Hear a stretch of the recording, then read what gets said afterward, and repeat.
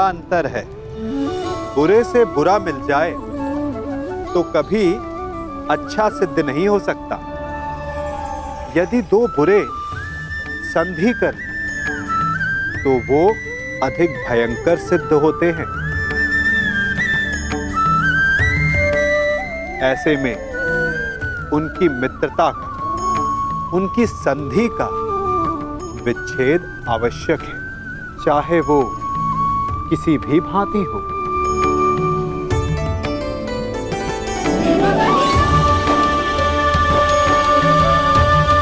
यदि खूंटा धरती में फंस जाए तो सदा खूंटे पर प्रहार नहीं करते, कभी कभी धरती को भी खोदना पड़ता है। इसीलिए श्रेष्ठ यही है कि संधि करने से पूर्व विचार कर लिया जाए। यदि परिणाम भयंकर दिखे तो उससे उसका विच्छेद कर दिया जाए।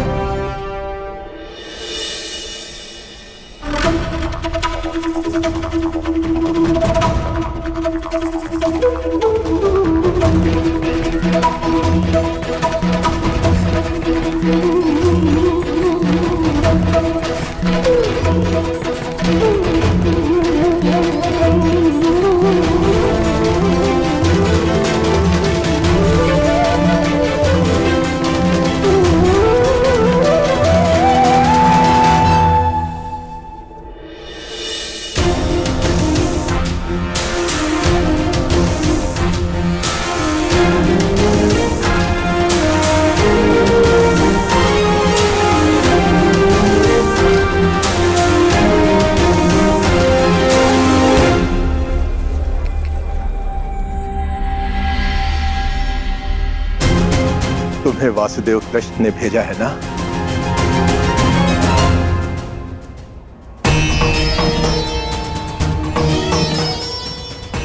नहीं भद्र। यदि मैं मुक्त हो गया हूं तो अवश्य ही तुम्हें कृष्ण ने भेजा है, और जो तुम्हें कृष्ण ने नहीं भेजा अर्थात मैं मुक्त नहीं हुआ। अपना परिचय दीजिए भद्र। मैं विश्वकर्मा हूं, देवताओं का प्रधान वास्तुकार। जरासंध ने मुझे भी यहां बंदी बनाकर रखा था। कल रात्रि श्री कृष्ण ने मुझे सपने में दर्शन दिए। उन्होंने कहा कि वो मुझे स्वयं मुक्त कराने आएंगे, किंतु आश्चर्य वो नहीं आए।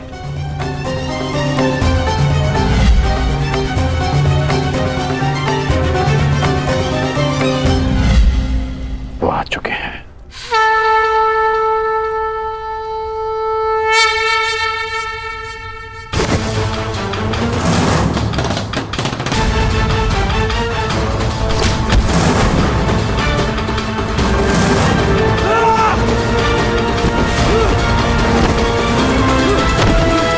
के सब मल थक गए।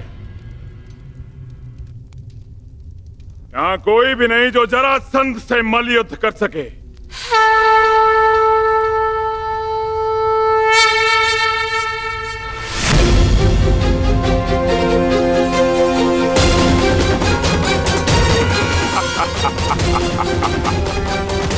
लो, अब ये ब्राह्मण मुझसे मल युद्ध करने आए हैं।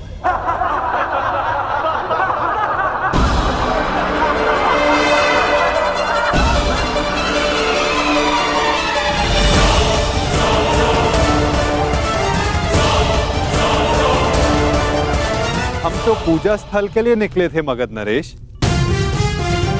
परंतु भूलवश हम यहाँ आ गए। अच्छा हुआ भूलवश इस घेरे में नहीं चले आए, अन्यथा मुझसे मल्ल युद्ध करना होता।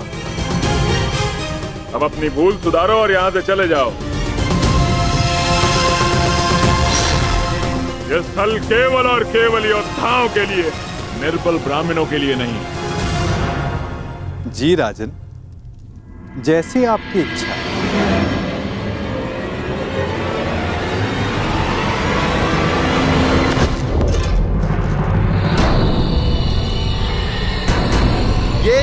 महत्वाकांक्षी है।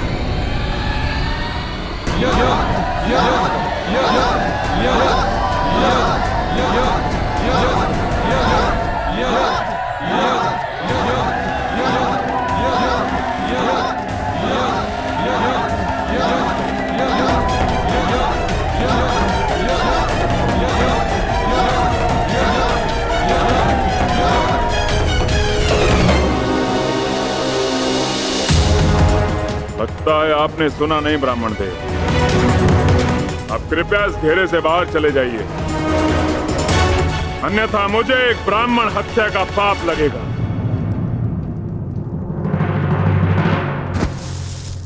कुछ क्षण पहले आपने सभी को चुनौती दी थी मगध नरेश, तो समझो वो चुनौती मैंने स्वीकार कर ली।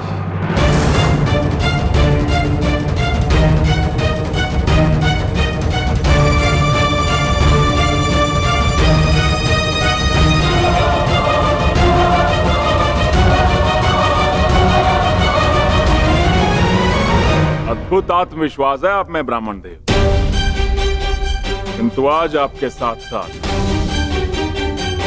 आपका ये आत्मविश्वास भी टूट जाएगा। वैसे मल्लयुद्ध के नियम तो जानते हो ना ब्राह्मण देव? हाँ,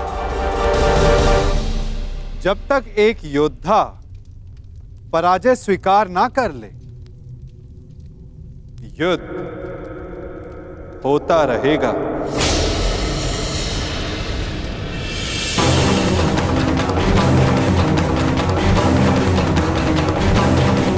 स्वीकार है मगध नरेश? स्वीकार।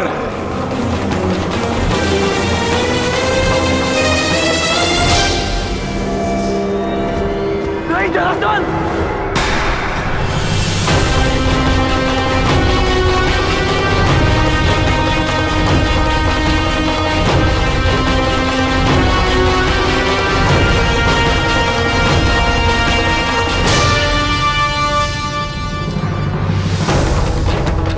ये चुनौती स्वीकार मत करना।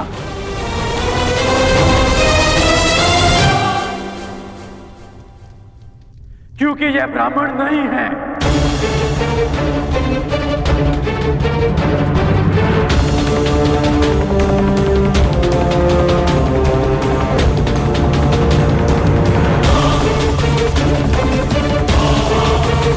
तो फिर कौन है ये?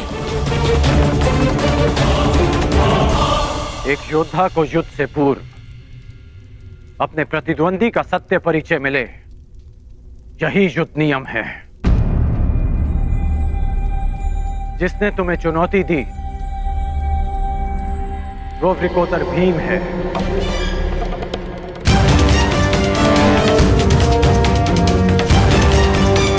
ये धनुर्धारी अर्जुन है।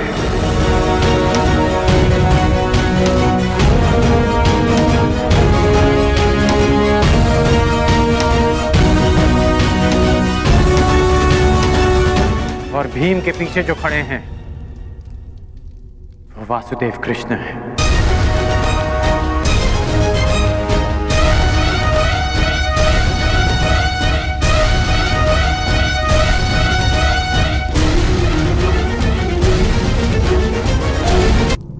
अब सत्य जानने के पश्चात तुम ये चुनौती अस्वीकार कर सकते हो। सत्य कहा अंगराज ने मगध नरेश। अब निर्णय आपका है। परिचय जानकर यदि भयभीत हो तो भीम द्वारा दी गई चुनौती अस्वीकार कर सकते हो।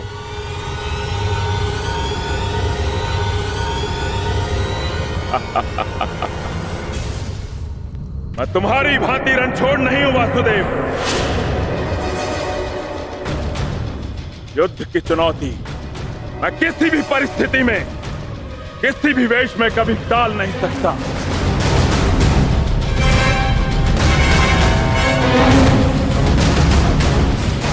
मैं इस चुनौती का अंत करूंगा और सबसे पहले मैं इस विकोदर का उदर फाड़ूंगा और उसके पश्चात मैं तुम्हारा नाश करूंगा बस में।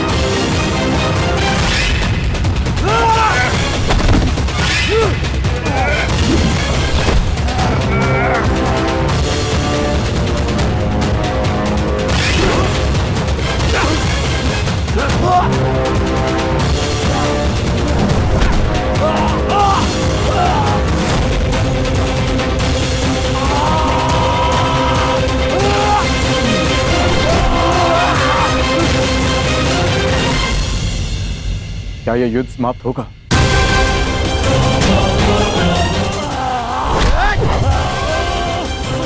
जिसका प्रारंभ हुआ है उसका अंत भी निश्चित होता है पार्थ।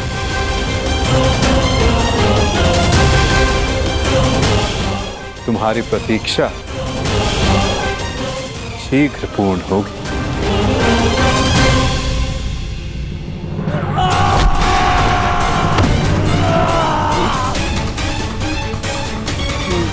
उठो जरासंध, युद्ध करो, उठो।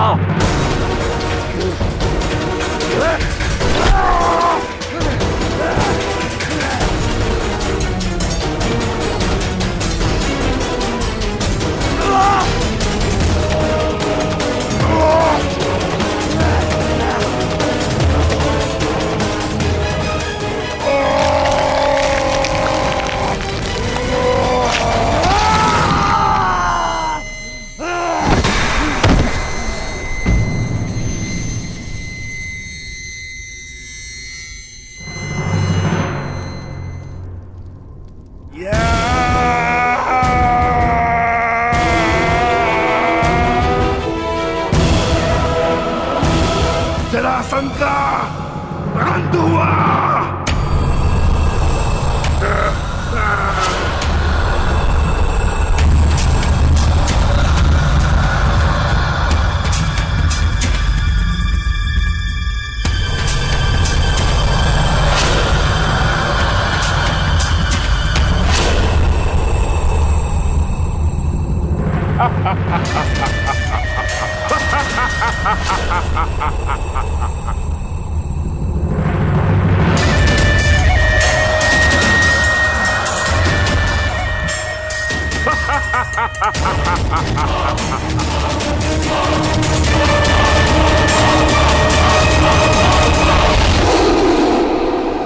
मुझे चुनौती देने से पूर्व मेरे जन्म की कथा तो जान लेते।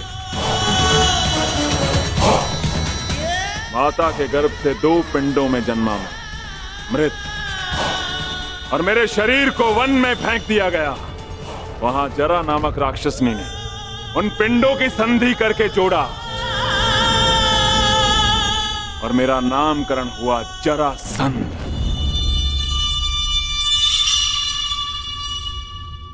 ये संधि नहीं टूट सकती भीम।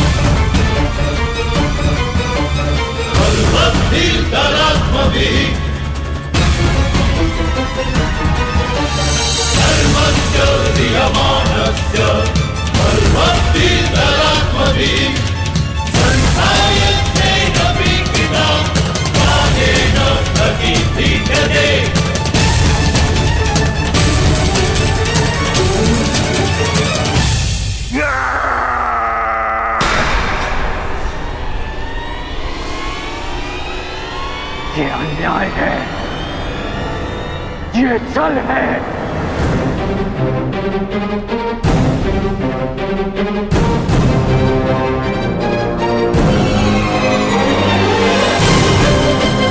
सबके पास जीवित रहने का एक सीमित समय होता है।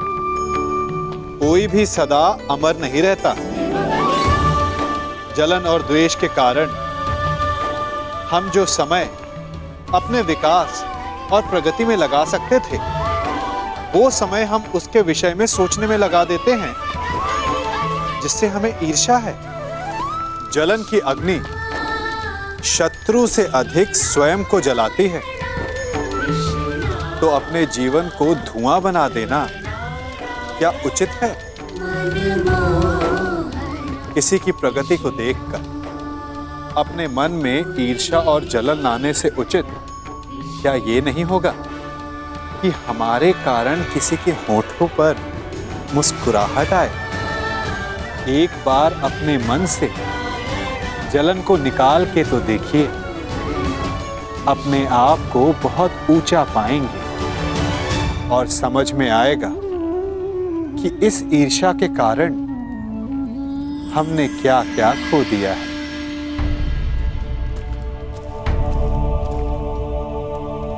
ये अनीति है। कैसी अनीति अंगराज?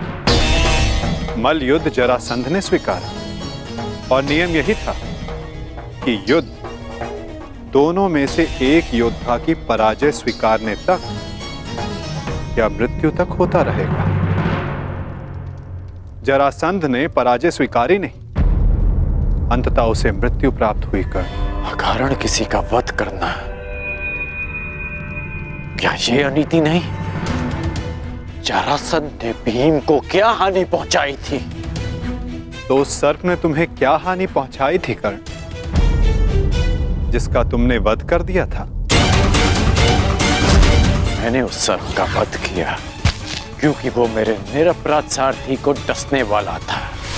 यदि वो सर्प दंड का भागी था, तो जरासंध भी दंड का भागी था कर्ण, जिसने 100 राजाओं की बलि चढ़ानी चाहिए। परंतु मैंने उन 100 राजाओं को मुक्त किया, फिर उसका वध क्यों किया? तुमने जरासंध से संधि की, 100 राजाओं को मुक्त भी करवाया कर, परंतु ये संसार क्या जरासंध के आतंक से मुक्त था? नहीं कर। तुम किसी की प्रवृत्ति नहीं बदल सकते मित्र, और जरासंध की प्रवृत्ति थी आतंक फैलाना, इसीलिए उसका विनाश आवश्यक था। मैं अपने ज्येष्ठ भ्राता महाराज युधिष्ठिर की ओर से यह घोषणा करता हूं कि आज आप जरासंध के आतंक से सदा सदा के लिए मुक्त हुए। महाराज युधिष्ठिर की जय, वासुदेव कृष्ण की जय, महाराज युधिष्ठिर की जय, वासुदेव कृष्ण की जय। हम सब आपके आभारी हैं महावीर अर्जुन। हम सब अपने आप को महाराज युधिष्ठिर के अधीन स्वीकार करते हैं। जो अधीन हो वो दास होता है, और हमें दास नहीं, आपकी मित्रता चाहिए।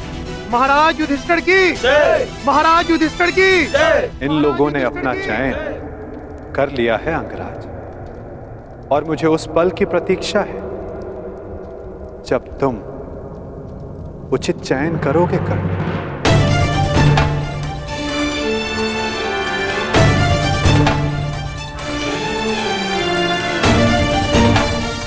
आप ही ने कहा था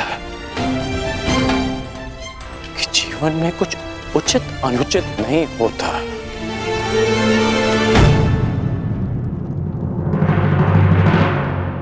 अब समझ में आया कि ऐसा क्यों कहा था। यदि कुछ है तो वो है कर्म, और आपके कर्म के परिणाम,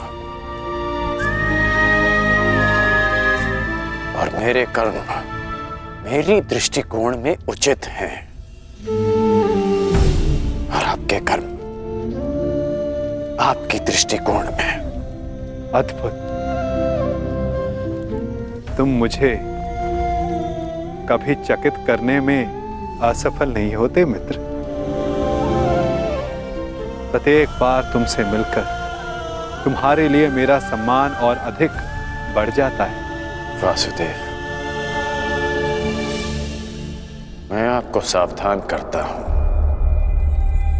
कि जिनकी सहायता और उत्थान के लिए आप ये प्रयास कर रहे हैं, कि जिनके पक्ष में आप मुझे ले जाना चाहते हैं, एक दिन वही आपका सम्मान भंग करेंगे,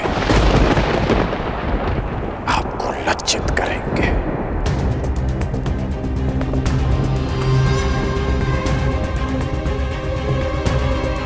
प्रणिपात। प्रणिपात अंगराज।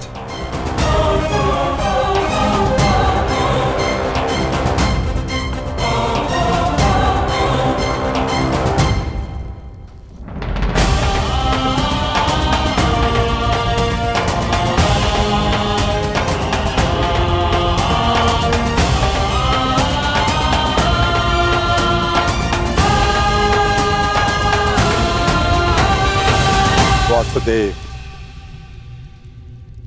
स्वप्न में आपने मुझसे कहा था कि आप हमें मुक्त कराने आ रहे हैं। वो स्वप्न ही था या सत्य? मनुष्य के स्वप्न ही उसके भविष्य का, उसके अस्तित्व का परिचय होते हैं भद्र विश्वकर्मा। यदि मनुष्य स्वप्न देखेगा नहीं तो उन्हें पूर्ण करने की चेष्टा कैसे करेगा? स्वप्न हमें चेष्टा की प्रेरणा देते हैं। अवश्य आपका स्वप्न एक सत्य था भद्र। जरासंध के अत्याचारों से हमें मुक्त कराकर आपने हमारे प्राणों की रक्षा की है। आपके उपकार को मैं कैसे चुकाऊंगा? एक भूमि को श्राप मुक्त करके।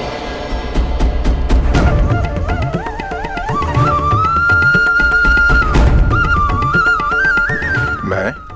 हाँ, क्योंकि जहां श्राप हो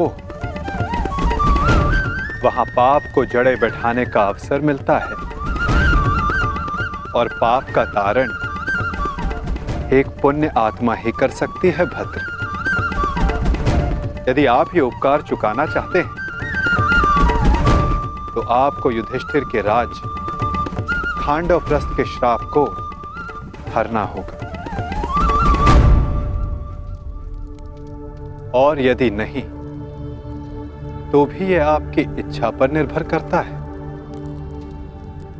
निर्णय आपका है भद्र।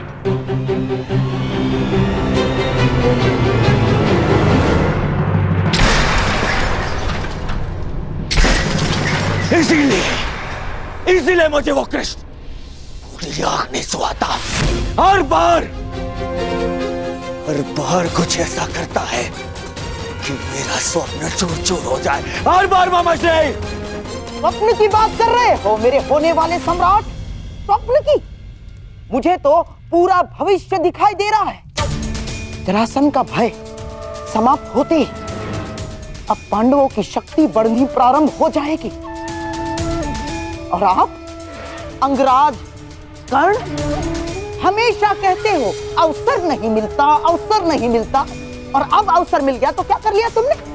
जरासंध जैसा महान बलशाली योद्धा मित्र खोया तो खोया, और वो 100 राजा वो भी पांडवों के पक्ष में चले गए।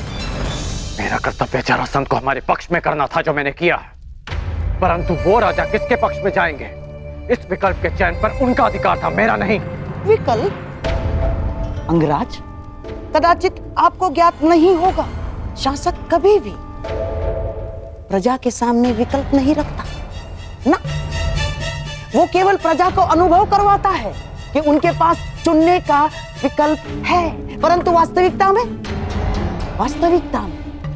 वो केवल वही चुनवाता है जो वो चाहता है। जैसे अर्जुन ने किया। उन 100 राजाओं के समक्ष केवल एक ही विकल्प रखा, युधिष्ठिर से मित्रता। और आप उन्हें स्वतंत्रता की भेंट चढ़ाकर चले आए। परंतु अंगराज, इसमें तुम्हारा क्या दोष? ना, तुम्हारा कोई दोष नहीं है इसमें। क्योंकि शासन कला और राजनीति कुल से आती है, कुल से। और तुम जिस कुल में जन्मे हो वो शासक नहीं, शासित है, शासित। और तुम्हारे रक्त में नेतृत्व करना नहीं, अनुसरण करना और आज्ञा का पालन करना है। समझ गए अंगराज?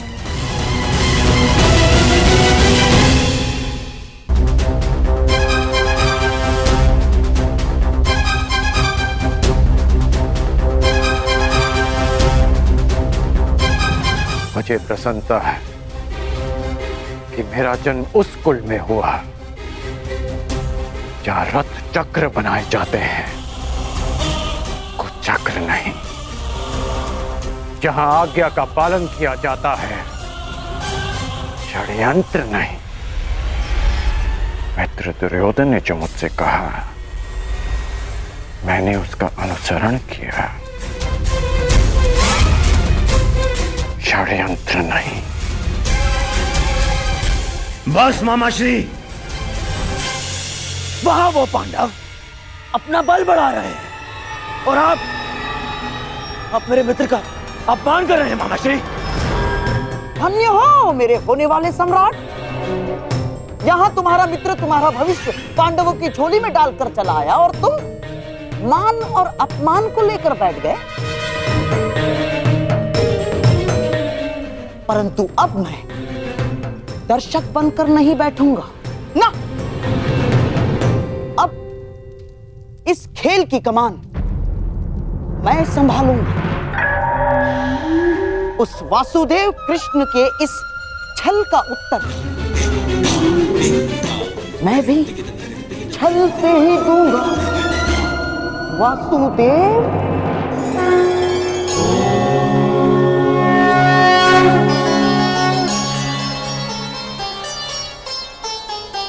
नारायणं नमस्कृत्य नरं चैव नरोत्तमं देवीं सरस्वतीं व्यासं ततो जयमुदीरये।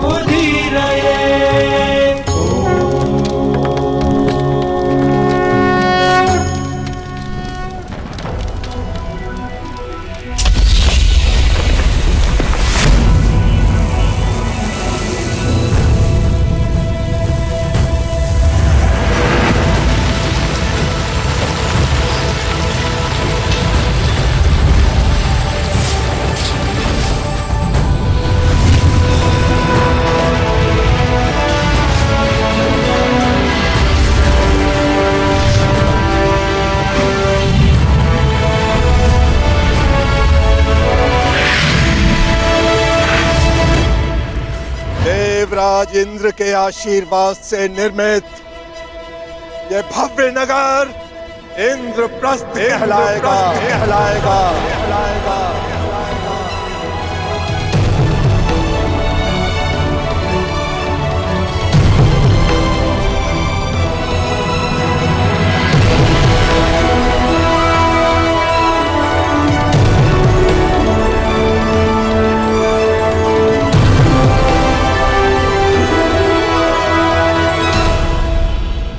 मैं ये इंद्रप्रस्थ धर्मराज युधिष्ठिर को भेंट करता हूं। मैं आपका आभारी हूं भद्र विश्वकर्मा।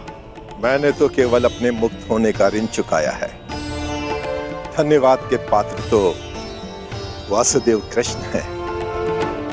मेरा आभार स्वीकार कीजिए वासुदेव। मैं युधिष्ठिर से धन्यवाद नहीं स्वीकार करूंगा।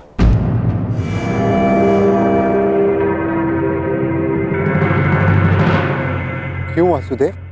क्योंकि मुझे सम्राट युधिष्ठिर से धन्यवाद लेना है।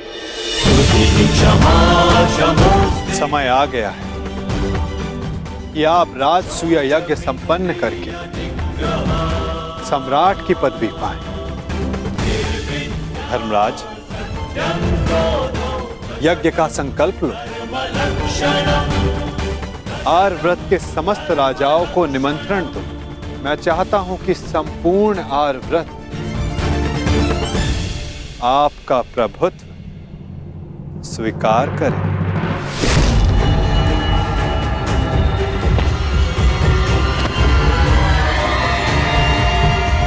वो महाअभिमानी भी जिन्हें लगता है कि पूरे संसार में उनका कोई तोड़ नहीं,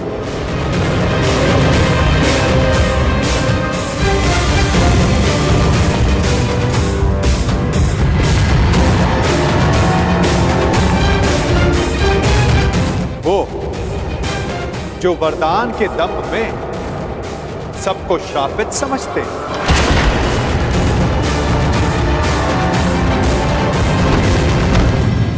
वो जिनका प्रारब्ध इस राजसूय यज्ञ से जुड़ा है। आइए आइए छेदी नरेश, स्वागत है आपका।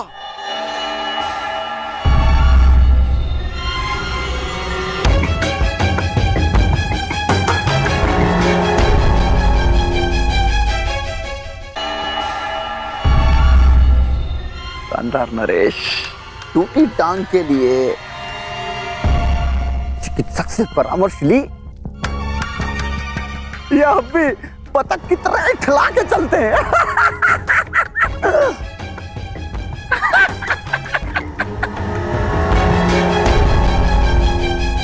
केश जितने श्वेत हो रहे हैं, दंत पंक्ति उतनी ही काली होती जा रही है। छेदी नरेश, कदाचित आप भूल रहे हैं कि आप किसका उपहास कर रहे हैं। क्षमा करना महाबली सर्वशक्तिशाली दुर्योधन, हमें अभी भी स्मरण हुआ। अभी उपहास तो आपका करना चाहिए। क्या? सर्वप्रथम पांचाल नरेश ने आपका उपहास किया। पांचाली के स्वयंवर में उपहास हुआ आपका, और जब आप महाबली सर्वशक्तिशाली सम्राट दुर्योधन बनने वाले थे, उस समय युधिष्ठिर ने मुकुट छीन लिया।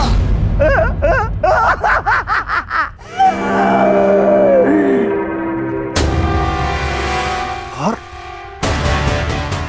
जब तुम युवराज बने, तब तक युधिष्ठिर राजा बन चुका था। राजा! कहावत याद आई, धोबी का श्वान न घर का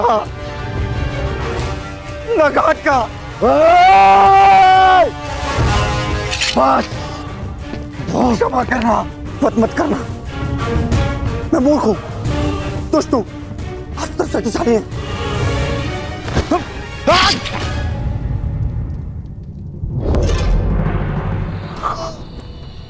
क्षमा करना।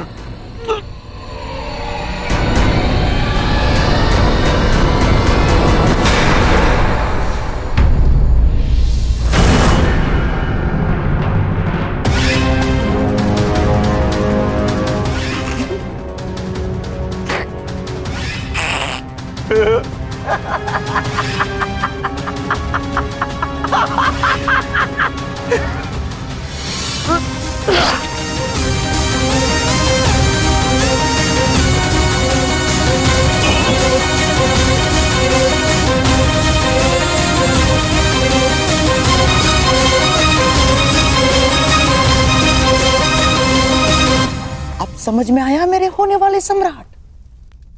मैंने छेदी नरेश को अकेले में मिलने के लिए क्यों बुलाया? इन्हें वरदान है। वासुदेव कृष्ण के अतिरिक्त इन्हें और कोई नहीं मार सकता। हाँ, और वासुदेव कृष्ण भी इनका वध तभी कर सकते हैं जब ये उनके समक्ष 100 अपराध पूर्ण ना कर लें।